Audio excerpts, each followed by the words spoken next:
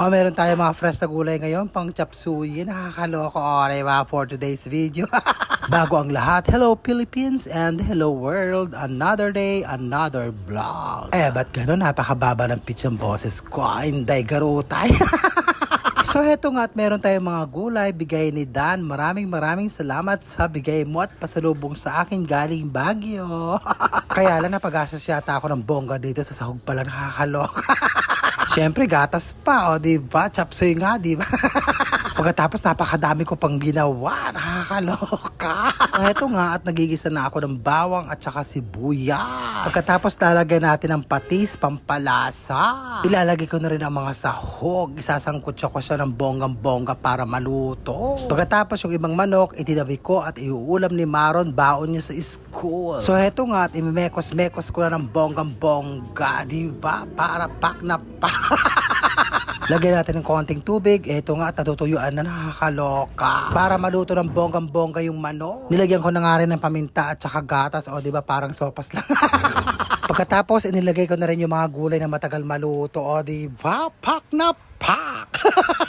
Pakuluan ng konti. Pagkatapos, ilalagay ko na yung gulay. O diba? Hahaluin. Pagkatapos, ilalagay ko na yung takip. O diba? Pagkatapos, i-off ko na yung apoy. O diba? Yung init na ang magluluto sa gulay para hindi lusak ang pagkakaluto. Fresh na fresh. O siya, dyan ka muna at napakadami ko pang gagawin. O sana maluto na. Hello! Oh, di ba? Napakasarap niyan. Pak na pak ang gulay, oh. Fresh na fresh from Baguio City. Thank you, Dan. Yun, di ba? Ang sarap. Thank you, Dan, sa iyong pasalubong. Galing siya ng Baguio.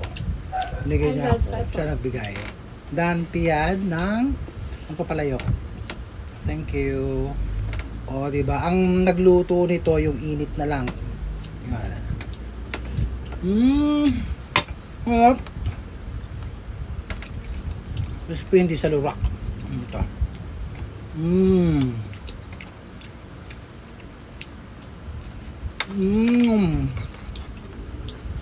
Ngayon nyo. Crispy. Ba? Yan. Harap. Ang ulam maram. Chicken. Chicken. Iba na. Diba? Pagod na pagod sa... pagod ka? Nag-gym kami. Ha? Nag-gym. Oo, nasa gym sila. Wala ko. Tapos wala electric fan? May naayos lang. Inaayos yung classroom nyo? Inaayos. Wala electric fan? Di sobrang init. Buti hindi siya nag-half day. Abay, masakit ang ulo niya sa init kaya nakala ko mag-half day. Abay, naiwan pa niya yung tubig niya. Ako mag-half day. Nakalimutan niya. Lang. Hindi mo ako papagod eh.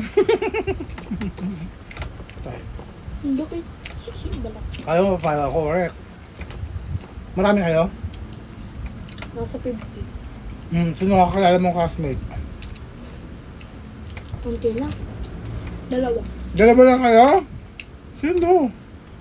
Dalawa yung nandun. Yung kaklase mo? Si Owa iba.